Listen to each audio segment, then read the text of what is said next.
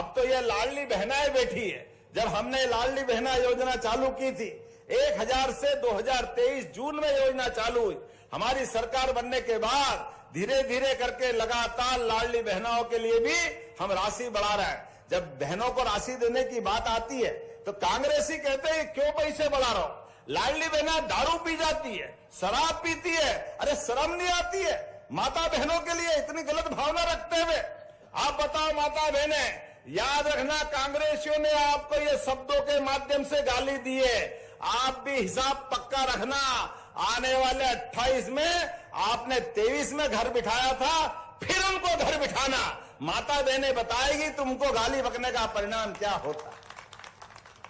हम तो उनको माता बहनों के लिए सदैव हमारी सरकार प्रणाम करती है, उनका आशीर्वाद चाहती है। रक्षाबंधन सावन के महीने में आता है और भैया दूज दिवाली के बाद आती है। ये साल के 2 महीने हमको याद होते हैं, लेकिन हमने कहा धोनी हर महीने रक्षाबंधन बनेगा, हर महीने 1500 रुपया पहुंचाएंगे।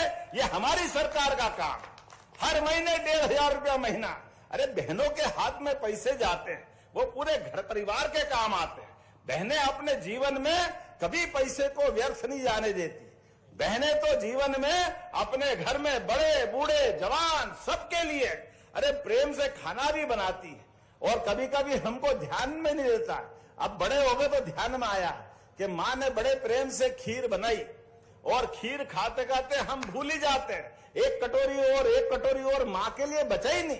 और फिर भी माँ बड़े प्रेम से मुस्कुराते हुए अपने हिस्से का भी खिला करके कितना आशीर्वाद देती है। सच में ऐसी माता बहनों को प्रणाम करता हूं, आपके आशीर्वाद की कामना करता हूं। ये माता बहनों के लिए तो पूरी सरकार समर्पित है, इसलिए हमने बहुत सारी योजनाएं बनाई नारी सशक्तिकरण को लेकर के।